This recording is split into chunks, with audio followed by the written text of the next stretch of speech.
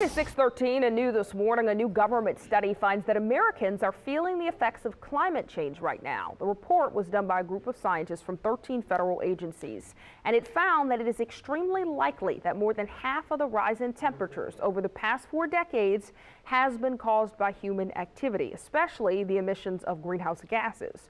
Among the more significant findings is that it is possible to attribute some extreme weather events to climate change. That report is awaiting approval from the Trump administration.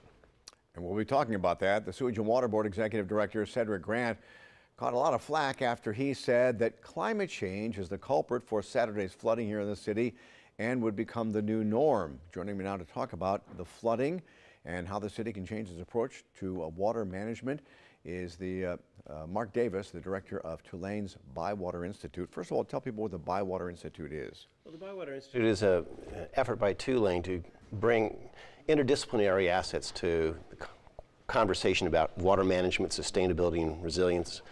And keep in mind that Tulane doesn't just study these things, it lives here. Yeah. So it has to be part of actually furthering these conversations and helping to find solutions. And there was an interesting article in The Advocate yesterday or the day before talking about subsidence, and we are a sinking city.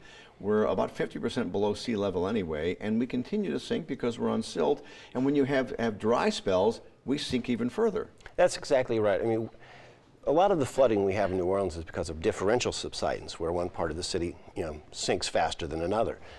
And managing subsidence has never been anybody's job in New Orleans. We pump water out as quickly as possible, even if it's not a drought, that can exacerbate the sinking. And I think that's one of the things we have to get better at is managing water. Meaning we want to keep that water table at a certain level so it keeps the ground moist and keeps us from drying up and sinking even farther. Exactly right. And when Cedric Grant said that climate change was partially responsible for that, was he wrong in saying that? I don't think so. I mean, you can't say that any one event is climate, but when you see trends, where you have more of these events, I mean, keep in mind what we had, in Baton Rouge and Livingston Parish, and even in Southwest Louisiana, a year and a half ago, what we've had here in the city. The issue is not, is it only human-induced climate change, but you have to manage for all the things you anticipate. And right now, we anticipate big rainfalls like this.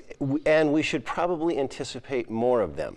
And even if it's not climate change, I'll promise you that insurers are going to be demanding managed responses to these kinds of things. And after Katrina, we had engineers come from the Netherlands, and the Dutch have done a masterful job in managing water because they suffer the same problems we do.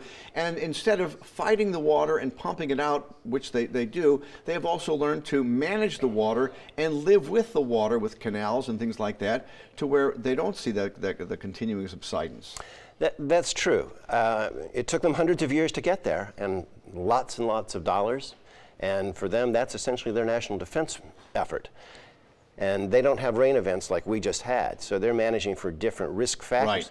But the point is that they have decided that they are going to not fight water, they're going to live with it, which gives them a chance actually to survive in a far more prosperous way. And that's what the Urban Water Plan here in New Orleans was designed to bring those principles.